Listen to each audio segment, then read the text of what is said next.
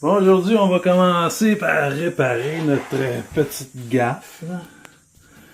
Ici, je suis passé à travers la coque au complet avec mon grinder en coupant la partie supérieure de la coque. Mais ici, parce que partout ailleurs, je tombais dans le balsa. Alors, je savais exactement quand est-ce s'arrêter. Mais quand je suis arrivé ici, il n'y avait pas de balsa. Ici, on est complètement plein en fibre de verre. Fait que là, qu'est-ce que je vais faire? Je vais faire un bavule de chaque bord de la coupe, là, ici. Et puis, je vais mettre un tape l'autre bord. Puis, on va rebâtir avec du fibre de verre et de la résine d'époxy. La raison pourquoi que la résine d'époxy... pourquoi je vais utiliser de la résine d'époxy pour cette réparation-là. Ici, on parle de la couche extérieure. Alors, de l'époxy, c'est moins poreux que de la résine de polyester. Alors, ça va m'assurer qu'il y a vraiment une bonne étanchéité au niveau de ça ici. Puis de toute façon, je prévois refaire l'extérieur sous la ligne de flottaison avec un barrier coat qui appelle une couche d'étanchéité. Là, c'est de l'Interprotec. Là. C'est peut-être probablement de l'Interprotec que je vais utiliser comme produit pour faire le barrier coat. Alors, ça va tout sceller l'extérieur de toute façon un peu plus tard. Fait que on va faire le bavel. Donc, ça c'est après le grinder. Fait que j'ai fait disparaître toutes les coches qu'il y avait ici. Puis ici, on avait passé bord en bord. Fait que ici, il en reste pas beaucoup épais, là. Fait que le pâle, là, j'ai l'impression que c'est du gel coat, là. Fait qu'on est vraiment pas loin de passer bord en bord. Il y avait une autre marque de grinder ici. Je sais pas, vous allez peut-être pas voir avec le soleil, là. Fait que j'ai enlevé la marque de grinder qu'il y avait là. D'après moi, il va rentrer 2-3 épaisseurs de fibre de verre ici pour mettre ça flush. Puis en même temps, j'en ai profité pour tout nettoyer au grinder, toutes les contaminations, le vieux balsa qu'il y avait. Fait que ça, c'est pas mal la couche du solide, là. Bon, fait que j'ai coupé mes morceaux de fibre de verre. C'est pas du fibre de verre bien épais. Fait que ça en a pris une vingtaine de morceaux. Et puis, je vais les mettre comme à l'envers.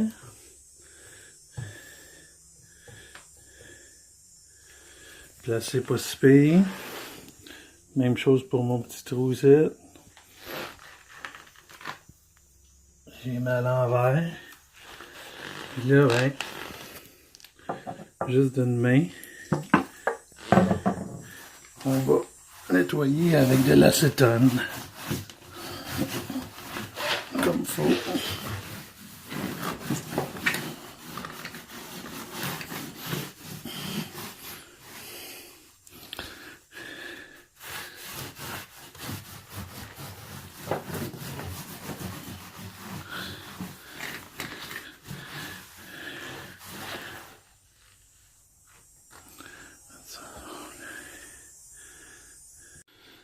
Ben ça, c'est mes deux réparations terminées.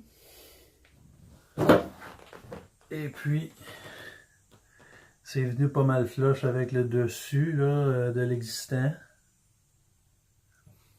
Et puis là, ça va être tout pour aujourd'hui parce que faut que je vérifie que mon panneau de Cousa il fit encore là, parce que j'ai comme travaillé en dessous du morceau de Cousa là.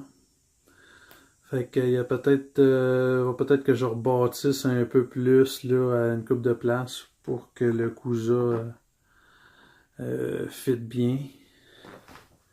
Puis ensuite, ça va être de recouvrir au complet d'une couche de fibre de verre dans la résine. Après ça, de mettre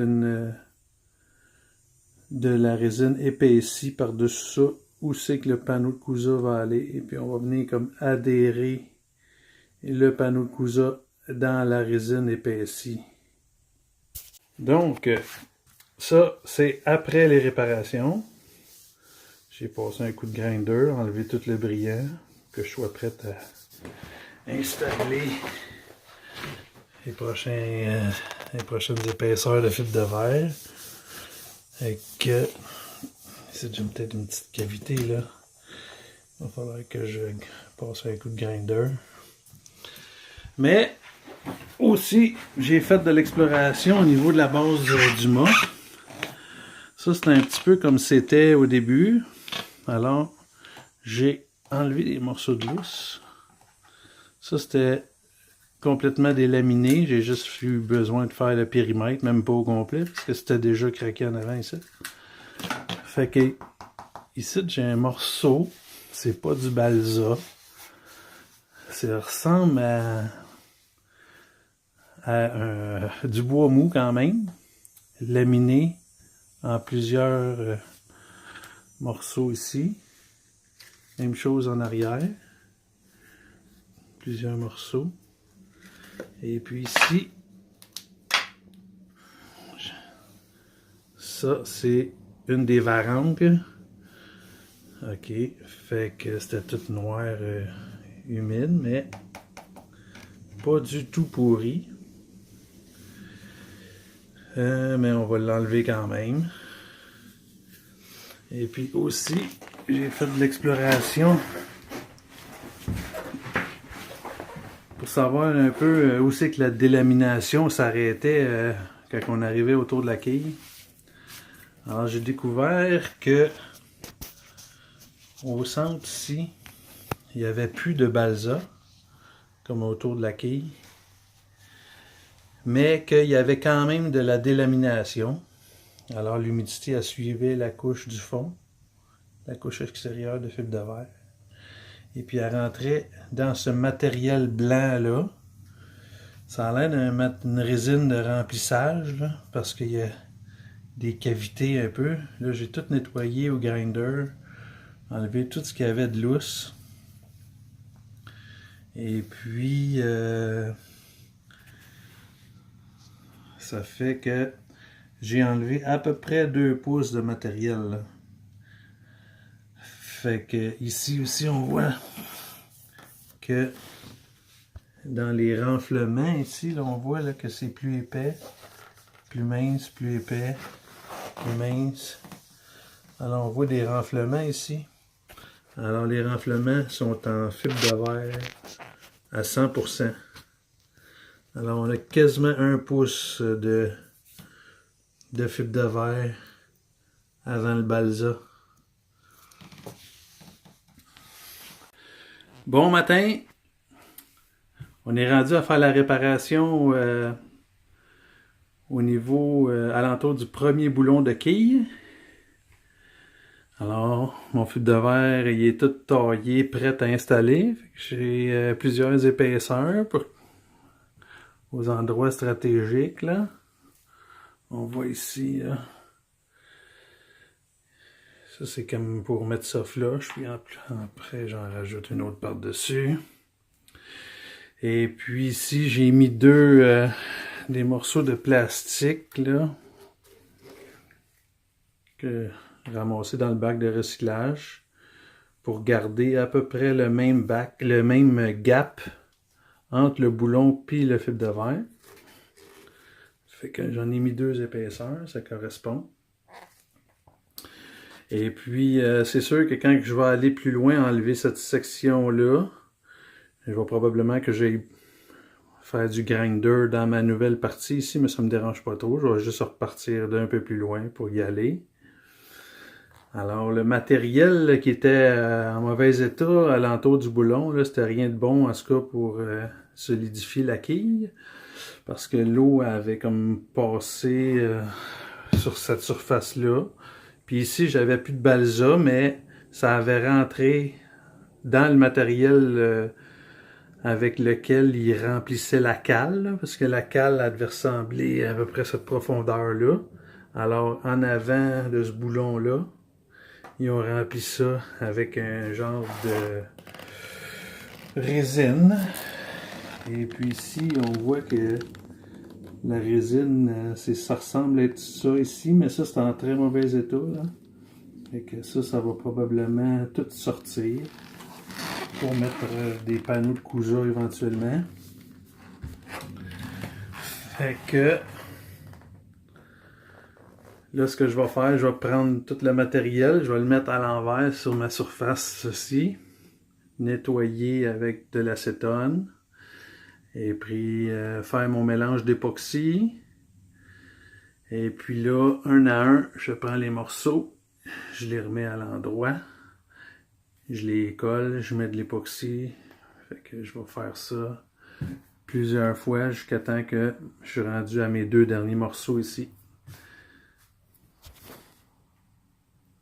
Donc ça, c'est le pattern que ça donne, tous les morceaux installés à l'envers, prêts à reposer sur ma partie.